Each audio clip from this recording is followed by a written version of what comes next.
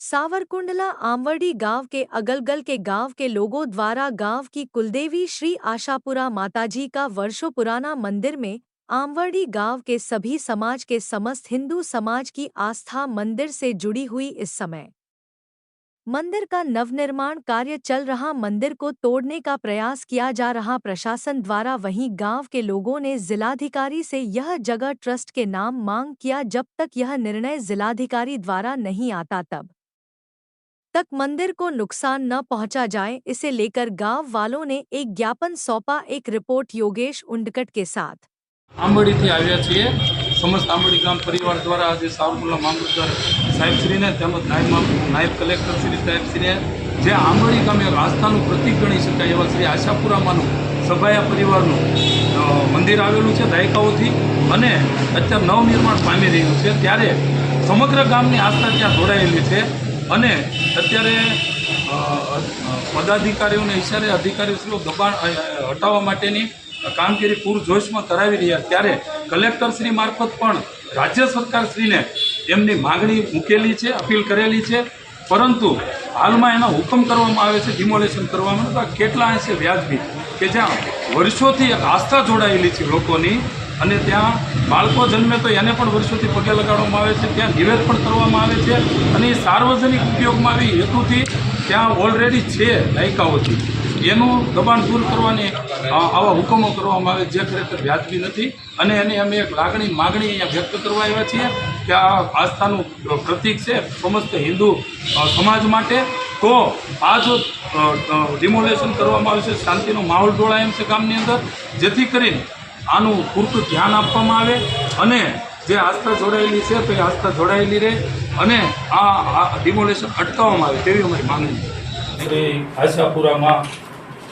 એમના પરિવારનો મઠ આવેલો કુળદેવીમાંનો અને વર્ષોથી આસ્થા જોડાયેલી છે, માત્ર સભાયા પરિવારની નહીં પરંતુ આખા ગામના તમામ લોકોની આસ્થા જોડાયેલી છે અને દાયકાઓથી માતાજીનું ત્યાં પ્રાકૃતિક સ્થાન આવેલું છે અને અત્યારે હાલ શ્રી આશાપુરામાં સભાયા પરિવાર સેવા ટ્રસ્ટ દ્વારા એમની માંગણી કલેક્ટર શ્રી મારફત રાજ્ય સરકાર સુધી પહોંચાડેલી છે, બરાબર। તો સરકારશ્રીનો જ્યાં સુધી નિર્ણય ના આવે સાહેબ ત્યાં સુધી કોઈ પણ પ્રકારે એનું ડિમોલેશન ન થવું જોઈએ। ત્યારે સાહેબ વાત એવી છે કે જ્યાં સુધી અધિકારીઓ પદાધિકારીઓના ઈશારે કામ કરશે સાચી લોકશાહી નિર્માણ કેમ થશે આ દેશમાં સાહેબ। એટલે અમારું કહેવાની વાત એ છે કે સાહેબ મુદ્દાઓ તો ઘણા છે, આમ ગણો તો જે સરકારી પડતર ખરાબ હોય કે નિમ થયેલી જગ્યા હોય એમાં વર્ષ 1968 પહેલા સરકારશ્રીના પરિપત્ર મુજબ ત્યારના મામલતદારશ્રીઓએ જે વાડા રજીસ્ટરોમાં નામ નોંધણી કરી અધિકૃત કરેલા વાડાઓ હતા સાહેબ,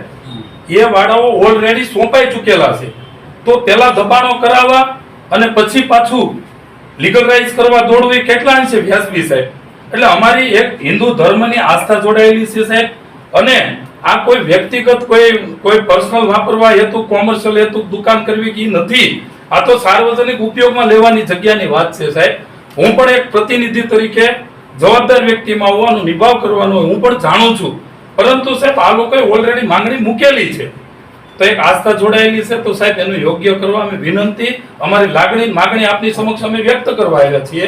તો સભાયા જયશ્રીબેન દિનેશભાઈ